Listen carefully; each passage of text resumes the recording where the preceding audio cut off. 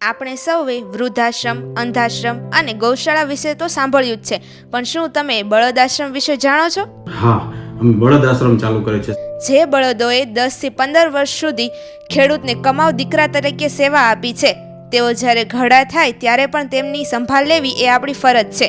ત્યારે કોઈ પણ પરિસ્થિતિ હોય, ખેડૂતની જગ્યા ન હોય, આર્થિક પરિસ્થિતિ હોય, ખેડૂતો ગામડેથી સિટીમાં રહેવા આવી ગયા હોય, જગ્યાનો પ્રશ્ન હોય અને એમને સાચવી ન શકતા હોય, એમને આજીવન ફ્રીમાં મૂકી જાઓ, અમે આજીવન એમને સાચવશું, એમની સેવા કરશું અને એમના માટેનો અમે એક પ્રોજેક્ટ ચાલુ કર્યો છે. નમસ્કાર મિત્રો, મારું નામ ભૂપતભાઈ રાદડિયા છે.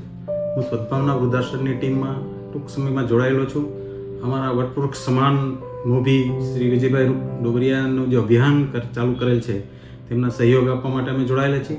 સદભાવના વૃદ્ધાશ્રમના એક અભિયાન અંતર્ગત અમે સદભાવના બળદ આશ્રમ ચાલુ કરેલ છે.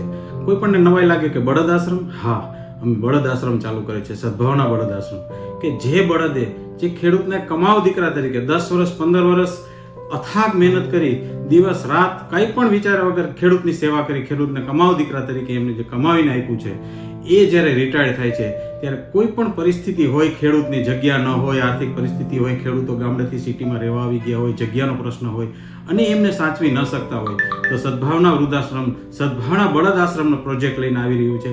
એમને સાચવવા માટે કે એમને આજીવન ફ્રીમાં મૂકી જાઓ, અમે આજીવન એમને સાચવશું, એમની સેવા કરશું અને એમના માટેનો અમે એક પ્રોજેક્ટ ચાલુ કર્યો છે, સદભાવના બળદ આશ્રમ, કે જે ખીરસરા ગામ અને દેવગામ ગામની વચ્ચે ભૂમિ એગ્રોની પાછળ વિશાળ જગ્યાની અંદર જે બળદ આશ્રમ ચાલુ કર્યો છે. અત્યારે અમારી પાસે ઓછામાં ઓછા 1500 થી પણ વધુ બળદ આશ્રય લઈ રહ્યા છે.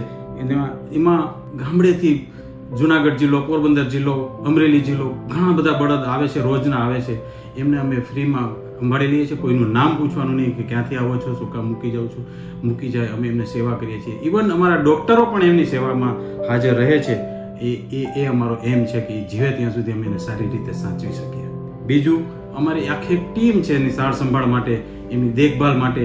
ત્યાં 3 ટાઈમ એને ઘાસચારો અપાઈ જાય, એમની ગમાણ ખાલી ન રહે, એ અમારી જોવાની ફરજ છે. અમે પાણીની વ્યવસ્થા કરેલી છે, ડૉક્ટરની વ્યવસ્થા કરેલી છે. હાલમાં અમે 32,000 સ્ક્વેર ફૂટનો અમારો શેડ બનાવેલો છે, પ્રોપર, જે કરોડોના ખર્ચે બને છે. અત્યારે 50,000 સ્ક્વેર ફૂટના શેડ બનાવવાનું અમારું આયોજન ચાલી રહ્યું છે બધી બાજુ એક્સટેન્શનમાં. એમને ખુલ્લી જગ્યામાં તાડ, તડકો, વરસાદ એવી રીતના નહીં છોડી દેવાના, પ્રોપર શેડની અંદર રાખી અને એમની અમે સંભાળ લઈએ છીએ. એ અમારી એમ છે. જે ખીરસરા પેલેસ પાસે અમારો બળદ આશ્રમ છે, ત્યાં આટલે 1500 થી વધુ બળદો આશ્રય લઈ રહ્યા છે.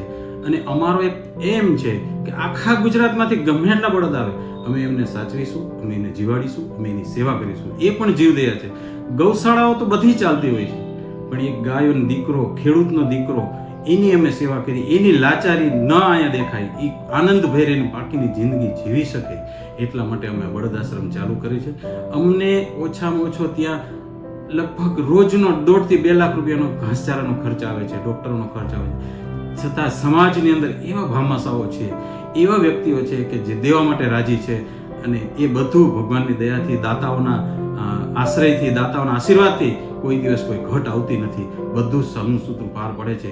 ઘણા બધા દાતાઓ અમને કહેતા હોય છે કે અમારે બળદ માટે ખાસ કંઈ કરવું હોય, કે અમારે બળદ સાચવવું હોય તો અમે શું કરીએ? તો અમે બળદ દત્તક યોજના નામે એક યોજના લઈને આવ્યા છીએ, કે જે કોઈની ઈચ્છા હોય કે મારો બળદ મારા નામથી ત્યાં ઉછરે આજીવન, અમે એવું કરીએ છીએ. અમે બળદ દત્તક યોજના ચાલુ કરી છે. બળદ દત્તક યોજનામાં બળદ ત્યાં જ રહેશે, અમે સેવા અમે જ કરશું, પણ એના દત્તક તમે લઈ શકો છો. 1 મહિનાને 2100 રૂપિયા, આખા વર્ષના 25,000 રૂપિયા તમે આપો. તમારા નામથી, તમારા પુણ્યથી એ બળદ ત્યાં આશ્રય લે, એની સેવા અમે કરીએ. આવી ઉત્તમ યોજના અમે લઈને આવ્યા છીએ અને પવિત્ર યોજના છે. કોઈ પણ કારણ હોય, સદભાવના બળદ આશ્રમ આ બળદોને દત્તક લેશે. 1500 થી વધુ બળદોને તેઓએ દત્તક લઈ ચૂક્યા છે અને તેઓનું લક્ષ્ય છે કે તેઓ સમગ્ર ગુજરાતમાંથી આવા બળદોને વધુને વધુ દત્તક લે અને તેમની સેવા કરે.